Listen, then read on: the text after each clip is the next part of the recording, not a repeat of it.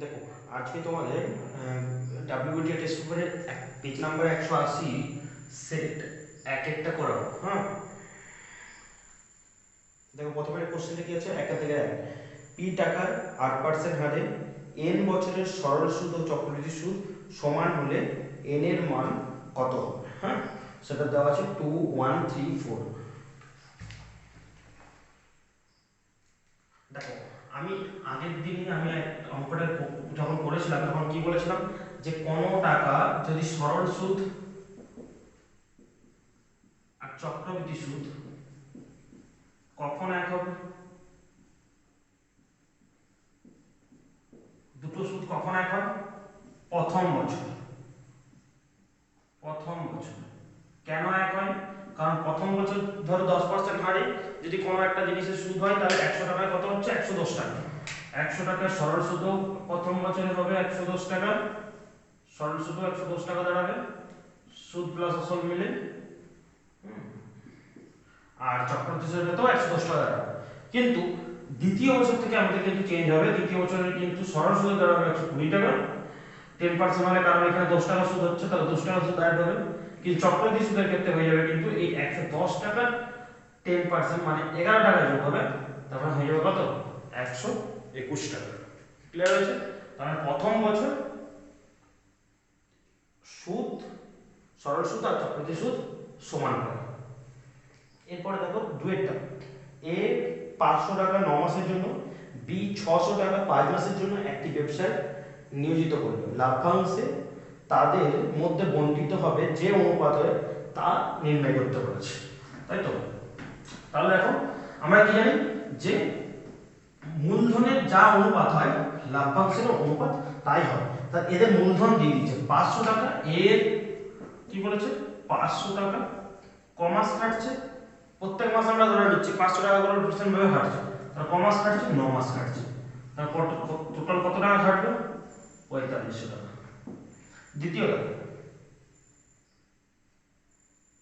B 600 টাকা 5 মাসের জন্য, বি 600 টাকা 5 মাসের জন্য, তাহলে কত হলো? 3000 টাকা। কারণ এদের মূলধনের অনুপাত যা, লাভ্যাংশের অনুপাত তা, তাহলে লাভ্যাংশের অনুপাত কত হবে? এস টু বি, লাভ্যাংশের অনুপাত হবে মূলধনের অনুপাত যা হবে তাই।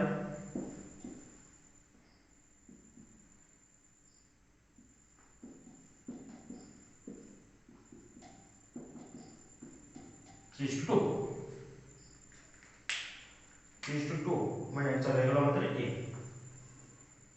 ক্লিয়ার? নেক্সট,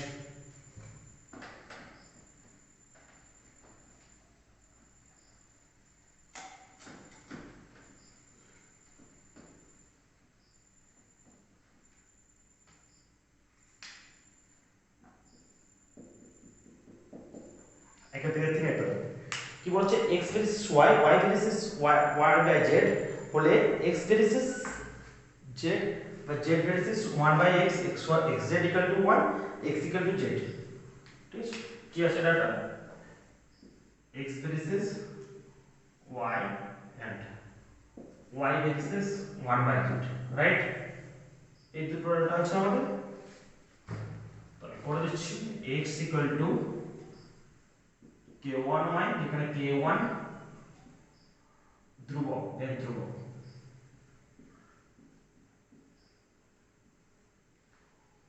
সিমিলারলি হবে y equal to k2 by z, k2 এর ধ্রুবক। ক্লিয়ার? এখানে x equal two k1y, y এর জায়গায় আমি এখানে y এর পরিবর্তে আমি ইউজ করে দেব এই y এর যে ভ্যালুটা পেয়েছি k2 by z, k2 by z বস করে দিলাম। কেন বস করে দিলাম? কারণ x এর সঙ্গে z এর দেখো রিলেশন গুলো দেওয়া আছে, তাহলে আমার x এর সঙ্গে z এর রিলেশন বার করতে হবে। তার মানে আমার এখানে আছে মাঝে y আছে, এখানে y ইকুয়াল টু z দেওয়া আছে, এখানে x ইকুয়াল টু y দেওয়া আছে, তার মানে দুটোর মধ্যে কি আনতে হবে আমাকে?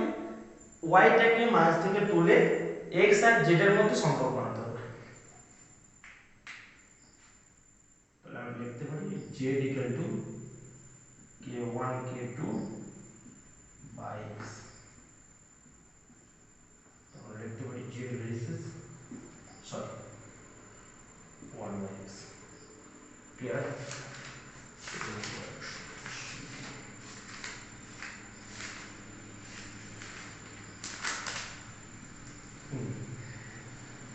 তাহলে এটা হয়ে গেল বি।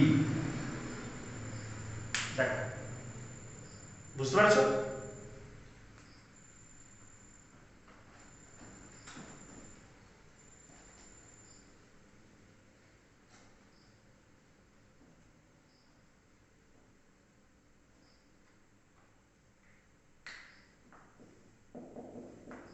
চার্ট ABCD একটি বৃত্তস্থ চতুর্ভুজের AB ইকুয়াল টু AD এবং ABD কোণ ABD equal to 30 degree BCD এর মান নির্ণয় করতে বলেছে। কি বলেছে? ABCD একটা বৃত্তস্থ চতুর্ভুজ। তাহলে দেখো একটা বৃত্ত হবে। বৃত্ত একদম আমার গোল হয় না, বুঝতেই পারছো তো। তো যাই হোক একটা হলো আর কি।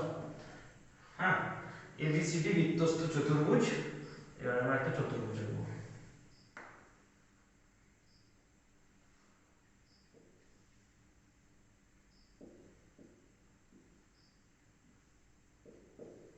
বৃত্তস্থ চতুর্ভুজ। এই চতুর্ভুজটা বলছে কি AB ইকুয়াল টু AD, মানে এই বাহুটা সমান এই বাহু। আচ্ছা, এরপরে যেটা বলেছে যে কোণ ABD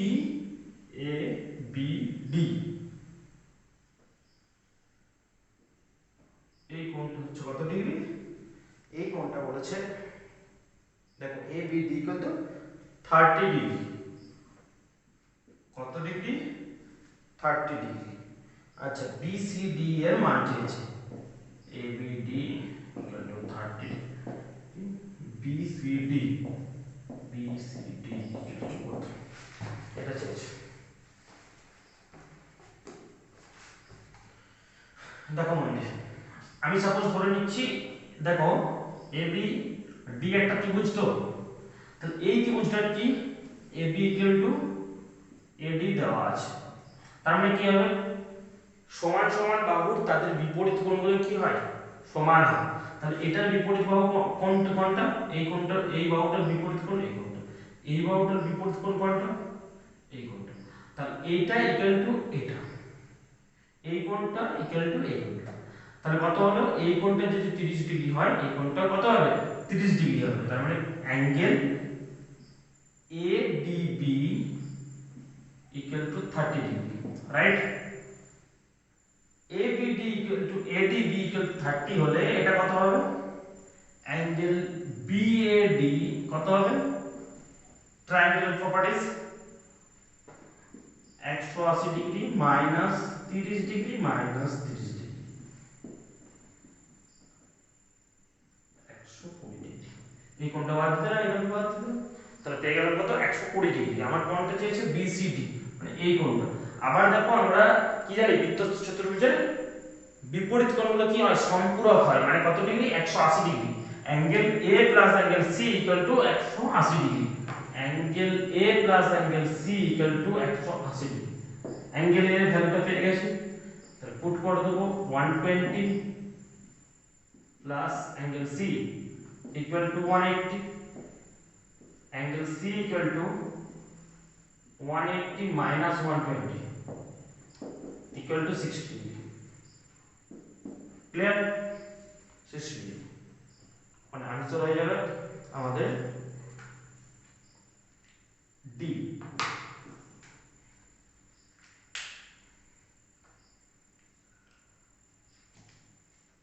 এবারে দেখো একের পাশেরটা।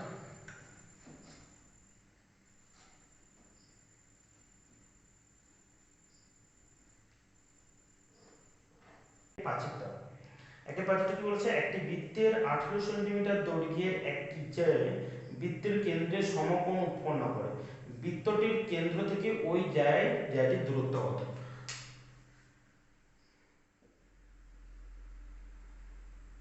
এটা একটা ধরো বৃত্ত, একটা জ্যা যে এটা কি করছে, বৃত্তের কেন্দ্রে একটা সমকোণ উৎপন্ন করছে। তাহলে এই কোণটা কত ডিগ্রি, 90 ডিগ্রি বলে দিয়েছে। এটা কত ডিগ্রি, 18 সেন্টিমিটার। আমরা কি জানি, আমরা এখানে যেহেতু দূরত্ব বার করছি, তার মানে কি করব, লম্ব অঙ্কন করব। তার মানে এবি, এটা দেখো এডি সরলরেখাটা কি করেছে, তার মানে ওডি সরলরেখাটা এবি কে কি করেছে, দুটো ভাগে ভাগ করেছে। কি করে বুঝবো যে দুটো ভাগে ভাগ করেছে, সমান দুটো ভাগে ভাগ করেছে? কারণ আমরা কি জানি যে কোন বৃত্তের উপর একটা যদি জ্যায়ের উপর, বৃত্তের জ্যায়ের উপর কেন্দ্রগামী সরলরেখা যদি লম্ব অঙ্কন করে, তাহলে সেই লম্বটা কি করবে, ওই বৃত্তের জ্যাটাকে সমকোণে সমদ্বিখণ্ডিত করবে। তার মানে এটা কি করলো, সমকোণ সমদ্বিখণ্ডিত করলো। তার মানে এটা হয়ে গেল 9 সেন্টিমিটার, এটা হলো 9 সেন্টিমিটার। তার মানে দুটো কি কি হয়ে গেল, 9 9।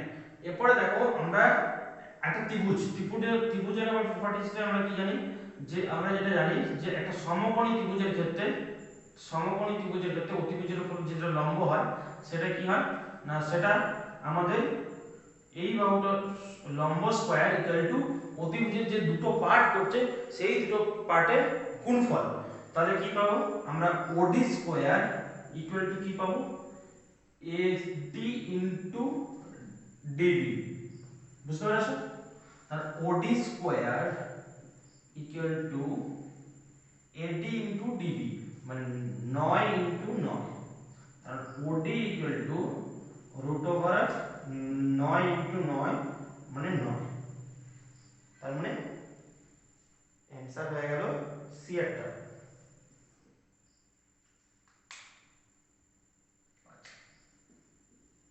আচ্ছা, নেক্সট 6টা।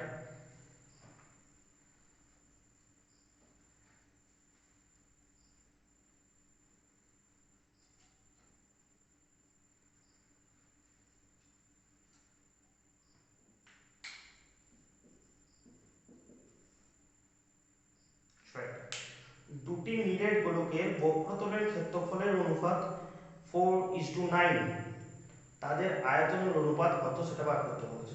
দেখো দুটি বক্রতলের ক্ষেত্রফলের অনুপাত, বক্রতলের ক্ষেত্রফলের ফর্মুলা কি জানি, বক্রতলের ক্ষেত্রফল জানি 4 পাই আর স্কয়ার, রাইট? তাহলে দেখো এখানে 4 পাই আর স্কয়ার দুটো বক্রতল, তার মানে দুটো বক্রতলের আমি ব্যাসার্ধগুলো আলাদা আলাদা ধরে নিচ্ছি। একটা ধরে নিচ্ছি r1, একটা ধরে নিচ্ছি r2। এই দুটোর অনুপাত কত বলেছে আমাদের, বলেছে 4:9। বুঝতে পারছো? দুটো আমরা বক্রতলের ক্ষেত্রফল কি জানি, ফর্মুলাতে আছে বইয়ে, 4 পাই আর স্কয়ার। প্রথম বক্রতলের আমরা ব্যাসার্ধটা r1 ধরছি, প্রথম ব্যাসার্ধটা যদি আমরা r1 ধরি প্রথমটার, তাহলে কি দাঁড়াবে, তার বক্রতলের ক্ষেত্রফল দাঁড়াবে 4 পাই r1 এর স্কয়ার, আর দ্বিতীয়টা 4 পাই r2 স্কয়ার। তাহলে দেখো r1 square is two r2 square কি হবে, 4:9। তাহলে r1 is to r2 equal to কি দাঁড়াবে, 2:3। ক্লিয়ার? তাহলে ব্যাসার্ধ তাদের আয়তনের অনুপাত কত হবে সেটা বার করতে হবে। তার মানে আয়তন বার করব, তার মানে আয়তনের ফর্মুলা কি, 4/3 পাই আর কিউব। তার মানে 4/3 পাই আর কিউব, 4/3 পাই আর কিউব। তার মানে r1 এর কিউব প্রথমটা, যেহেতু ব্যাসার্ধ 4/3 পাই আর কিউব নিরেট গোলকের আয়তনের ফর্মুলা, তো 4/3 পাই প্রথম গোলকের যেহেতু ব্যাসার্ধটা r1, তাহলে প্রথম গোলকের আয়তনটা হচ্ছে 4/3 পাই r1 কিউব। দ্বিতীয়টা কি হবে, 4/3 পাই r2 কিউব ইকুয়াল টু কি হবে, দেখো আমরা এখানে r1 r2 2:3 বেরিয়েছে, আমি এখানে ধরে নিচ্ছি r1 হচ্ছে আমাদের 2 একক ধরে নিচ্ছি, আর r2 হচ্ছে আমাদের 3 একক। তাহলে কি হয়ে যাবে, দেখো এই পুরো টার্মটা কেটে যাচ্ছে। তাহলে পড়ে থাকছে r1 এর কিউব ইজ টু r2 এর কিউব। r1 এর কিউব মানে 2 এর কিউব ইজ টু 3 এর কিউব।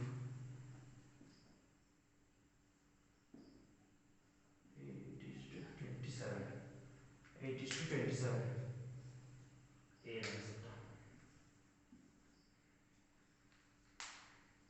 এর 6 কমপ্লিট, একের দাগের কমপ্লিট।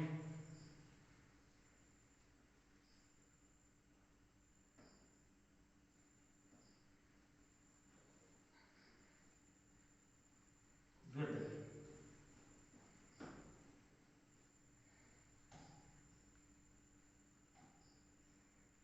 দেখো, দুয়ের দাগের হলো 100 টাকার 1 বছরের সুদ 1 টাকা হলে 1 টাকার 1 বছরের সুদ কত? একদম সিম্পল অঙ্ক আছে। 100 টাকার সুদ, তার মানে আমরা সব জিনিসই একই, তার মানে আমাদের 100 টাকার সুদ ডাইরেক্টলি লিখবো, সব নরমালি করে দেবো, তাহলেই অ্যান্সার পেয়ে যাবো। 100 টাকার সুদ 1 টাকা, কারণ সময় যেহেতু একই আছে তাই এগুলো না লিখলেও চলবে। মানে 1 টাকা সুদ কত হবে? 1/100 টাকা, তাহলে কত হবে?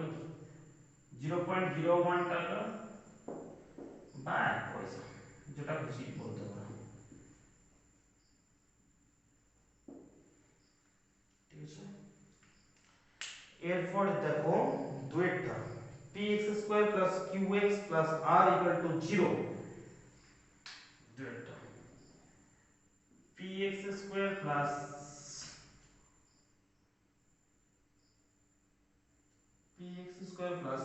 qx + r = 0 সমীকরণের বীজদ্বয় পরস্পর অনন্য। মানে একটা আলফা হলে একটা হবে কত? 1/α। একটা আলফা হলে একটা হবে 1/α, কারণ অনন্য মানে কি হয়? 1/, সেই নাম্বারটা। তাহলে একটা আলফা আলফা হলে আলফার অনন্য হচ্ছে 1/α। হ্যাঁ, 1/α।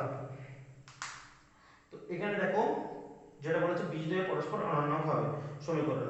ঠিক আছে, তো আমরা এখানে বার করবার চেষ্টা করব, কারণ আমরা দেখো দুটো জিনিস জানি, একটা হচ্ছে বীজদ্বয়ের সমষ্টিতে কি করে বার করতে হয় সেটা জানি, আর দ্বিতীয়ত আমরা যেটা জানি যে বীজদ্বয়ের গুণফল 1/α সমান কি হয়ে যাবে, এখানে কি জানি c/a, কারণ r/p।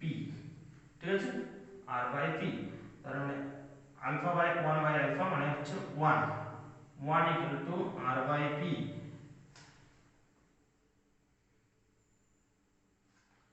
তার মানে হয়ে যাবে আমাদের এখান থেকে পেয়ে যাব কি p = r বা r = p। এটা হলো অ্যানসার।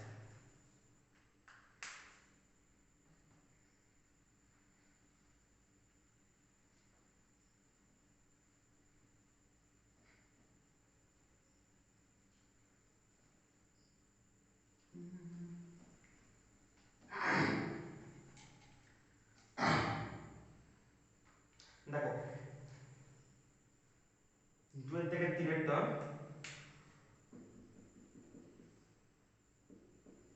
5√6 এর করণীয়সক উৎপাদক √2x, √2x, x এর মান নির্ণয় করতে হবে। দেখো করণীয়সক মানে কি?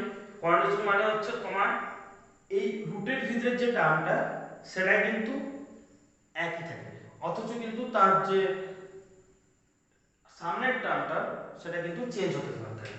যেমন হচ্ছে তোমার এইখানে এই টার্মটা এক থাকবে, এই যে এই 5টা এটা কন্টিনিউয়াসলি চেঞ্জ হতে পারে, 4 করতে পারো, এটা কোনো কিছু নাও থাকতে পারে। ঠিক আছে, মানে 1 থাকলো সেক্ষেত্রে হবে, 2 থাকলো সেটাও হবে। তাহলে আমার এখানে 6টা ম্যান্ডেটরি, 6টা থাকতেই হবে।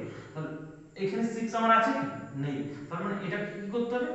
6 বানাতে হবে। মানে 6 কি হয়ে যাবে? 2x। তাহলে x কত হবে? 3। ক্লিয়ার হয়েছে? তার মানে x এর মান কত হতে হবে? 3 হতে হবে। তবে এটা কি হবে? 3 * 2, 3 * 2 মানে কি হয়ে যাবে? 6। তখন এটার করণীয় বলতে পারি। এরপরে দেখো কি আছে, এরপরে 4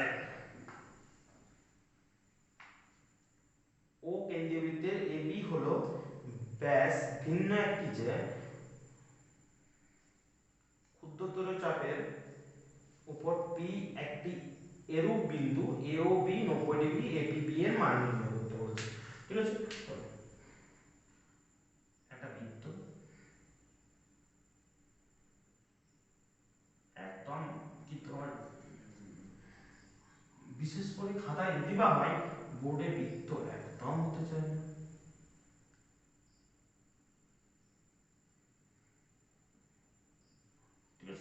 ড্যাশ নয় ভিন্ন একটি জ্যাম করলাম।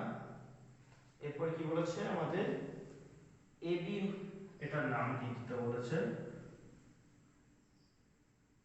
ভিন্ন একটি জ্যাম ক্ষুদ্রতর চাপের উপর পি একটি বিন্দু এ ও বি 90 ডিগ্রি। ক্ষুদ্রতর চাপ মানে এই চাপটা ক্ষুদ্রতর চাপ, এই চাপের উপরে একটা বিন্দু পি নিয়ে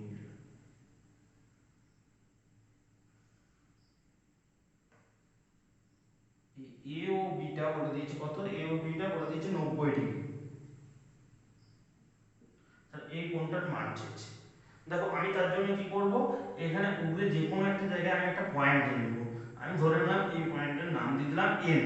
তাহলে আমরা এখন এ এন, ভালো করে দেখো, এ এন আর বি এন আমি যোগ করে দিলাম, ঠিক আছে।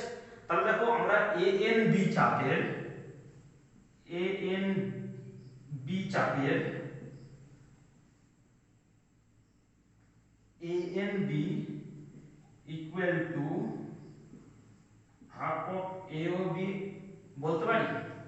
কেন বলতো, যে একই চাপের এ ও বিটা হচ্ছে কি কেন্দ্রস্থ কোণ, এ এন বিটা হয়ে যাচ্ছে আমাদের বৃত্তস্থ কোণ, ঠিক আছে, বৃত্তস্থ কোণ। তাহলে কি হলো, মানে এটা 90 ডিগ্রি হচ্ছে মানে এটা কত হয়ে যাবে 45 ডিগ্রি। আবার দেখো চতুর্ভুজ এ পি বি এন, এটা কি চতুর্ভুজ, এটা একটা বৃত্তস্থ চতুর্ভুজ। এটা কি চতুর্ভুজ, এটা একটা বৃত্তস্থ চতুর্ভুজ। এই বৃত্তস্থ চতুর্ভুজ হওয়ার জন্য কি হবে, বিপরীত কোণগুলো কি হবে সম্পূরক হবে। আর সম্পূরক হবে মানে তাদের সমষ্টিটা 180 ডিগ্রি হবে। তার মানে এই কোণটার সঙ্গে এই এন কোণের সঙ্গে পি কোণের রিলেশন কি, এন কোণ এ প্লাস কোণ পি ইকুয়াল টু 180। তার মানে আমরা এই 180 থেকে 45 মাইনাস করে দেব, কত পাবো 135। তাহলে এ পি বি বেরিয়ে গেল আমাদের 135। কি করে পেলাম বুঝতে পারলে, কি করলাম না, যেহেতু আমাদের এটা একটা বৃত্তস্থ চতুর্ভুজ, এই চতুর্ভুজের এই পি কোণ আর এন কোণ কি এরা হচ্ছে বিপরীত দিকে অবস্থিত, তাই এদের সমষ্টিটাও 180 ডিগ্রি হবে। 45 degree plus x equal two 180, মানে x বলতে p কোণটা ইকুয়াল টু 180 ডিগ্রি। তাহলে 180 থেকে 45 ডিগ্রি বাদ দিলে পেয়ে যাবো আমরা কোণ p এর মানটা। তাহলে a p b হয়ে যাবে কত 180 degree minus 45 degree equal to 135 degree, 135 degree.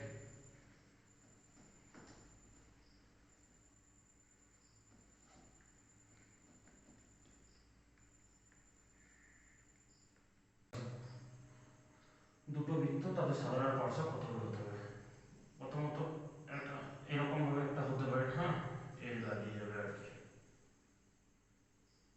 এরকম হবে আর কি, ঠিকঠাক হচ্ছে না মানিয়ে নেবে তোমরা। আবার একটা এটা হবে,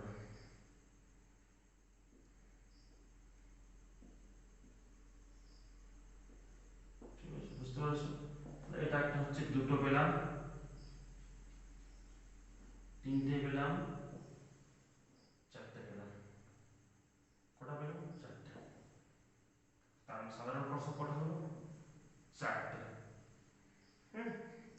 এরপরে আমরা চলে এসেছি 6টা, লম্ববৃত্তাকার চোঙের তল সংখ্যা কত।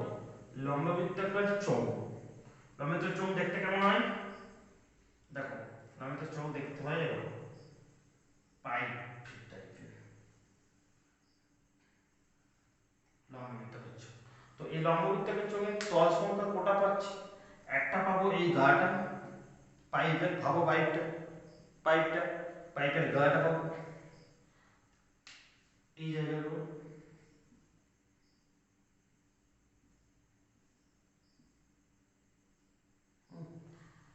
আর কোনটা পাবো, তাহলে এটা একটা বক্রতল পেলাম।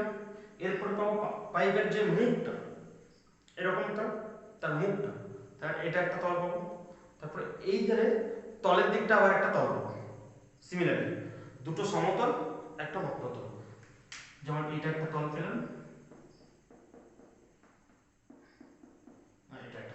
এইটা আর এটা হচ্ছে সমতল, এটা পেয়ে গেলাম বক্রতল। তার মানে টোটাল কত হলো 3টি।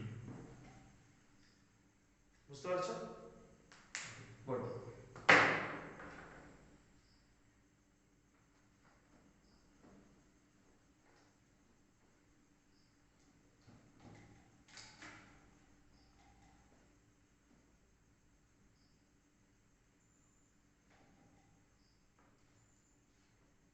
চিহ্নের দিকে এক একটা দেখো।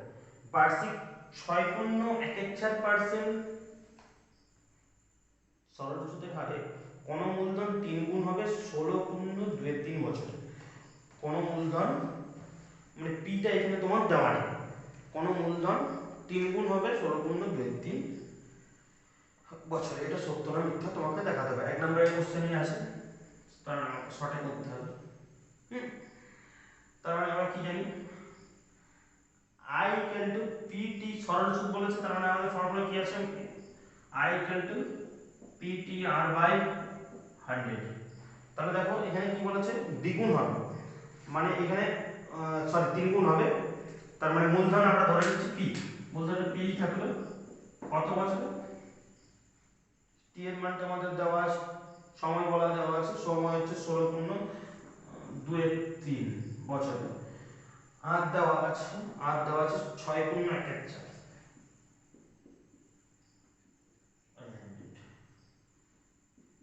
এটা কত হওয়া দরকার বলতো, মোট সুদটা 3 গুণ হবে বলেছে। মানে আসল যদি আমার p হয় তাহলে আমাদের টোটালটা দাঁড়াবে 3 গুণ মানে 3p।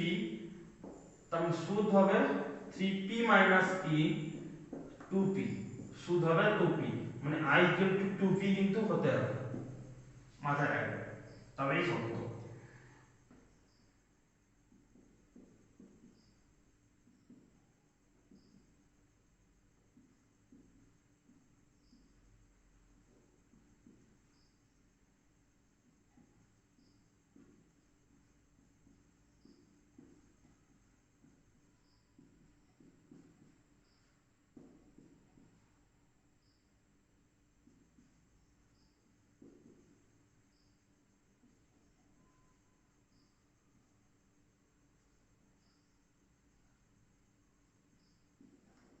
এই মান আর এই মান একই পেলাম না, তাই তো? তাহলে এটা কি হয়ে গেল, মিথ্যা।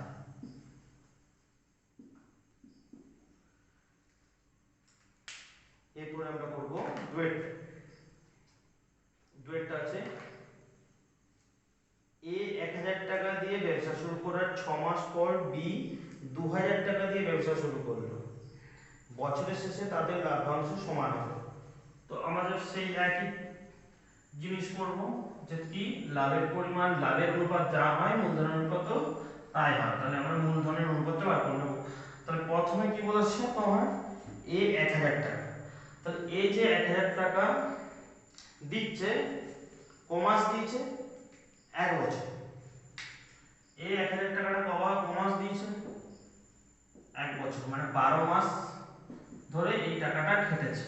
আমি 12 দিয়ে গুণ করে দিলাম, তখন 12,000 টাকা খেটেছে টোটাল।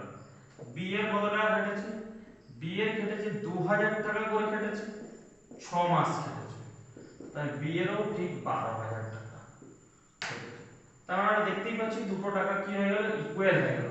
তাহলে দুটো টাকা ইকুয়াল মানে এখানে দুজনকারই মূলধন সমান, দুজনকার মূলধন সমান হওয়ার জন্য দুজনকার লাভের পরিমাণও সমান হবে। তার মানে এটা হয়ে গেল কি, সত্য।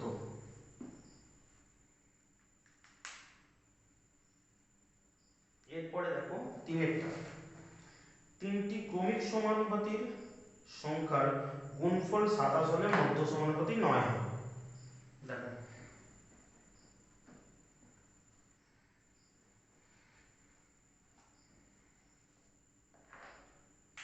9 যদি মধ্য সমানুপাতি হয়, তার আগের সমান 8, তারপরটা 10। তার মানে এটাকে মাল্টিপ্লাই করলে, গুণ করলে কি 27 পাবো? পাবো না। পাবো কি? পাবো না। তাহলে এটা একটা মধ্য সমানুপাতি হবে না। তাহলে এটা কি হলো, মিথ্যে।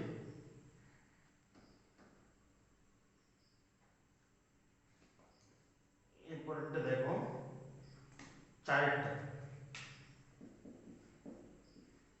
X square minus x plus two equal to 0 সমীকরণের বীজদ্বয় বাস্তব নয় বলেছে। বীজদ্বয় বাস্তব নয় কখন বলবে? যখন কি পাবে বি স্কোয়ার মাইনাস ফোর এসির মানটা 0 থেকে ছোট হবে। বি স্কোয়ার মাইনাস ফোর এসির মানটা 0 থেকে ছোট হবে।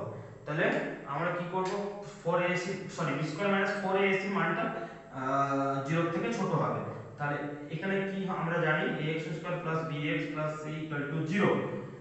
তাহলে বি স্কয়ার বলতে -1 তার square B square minus 4ac এ বলতে এখানে 1 c বলতে 2 বি স্কয়ার মাইনাস 4ac ও -1 স্কয়ার মানে 1 4 ইনটু 1 ইনটু 2 মানে 8 কি পেয়ে গেলাম -7। এটা কি 0 থেকে ছোট, তো 0 থেকে ছোট, তার মানে কি হয়ে গেল বাস্তব নয় মানে সত্য।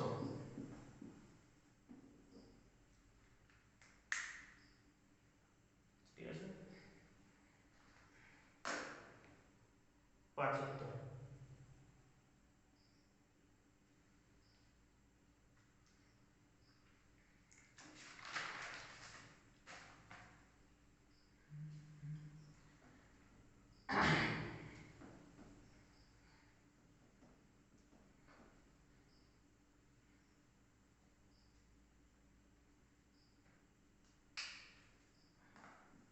দেখো 3.75 কি বলেছে,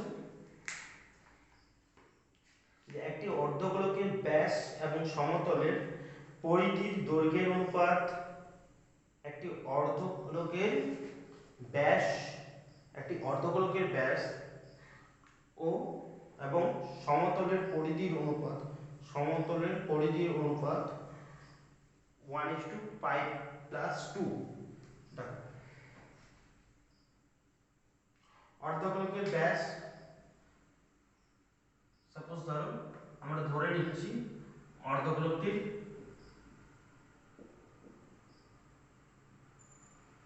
অর্ধগোলকটির ব্যাসার্ধ r একক, অর্ধগোলকের ব্যাসার্ধটা r একক। তাহলে ব্যাস কত 2r একক,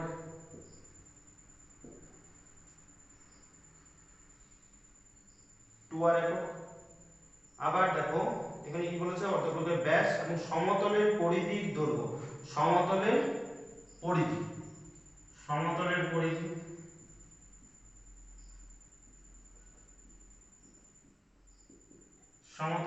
কত 2πr, 2r is to 2πr 1:π। তার মানে আমাদের ইয়েটা কি আছে 1:π+2, তার মানে কি হয়ে গেল মিথ্যা। বুঝতে পেরেছো? এরপরে দেখো 6এরটা লিখেছে দুটি সদৃশ্য ত্রিভুজ সর্বদা সর্বসম। দুটি সদৃশ্য ত্রিভুজ সর্বদা সর্বসম। দুটি সদৃশ্য ত্রিভুজ সর্বসম কি সবসময় হয় না, তার মানে এটা কি হয়ে যাবে, তার মানে 6টা মিথ্যে। দুটি সর্বসম ত্রিভুজ সর্বদা সর্বসম নাও হতে পারে।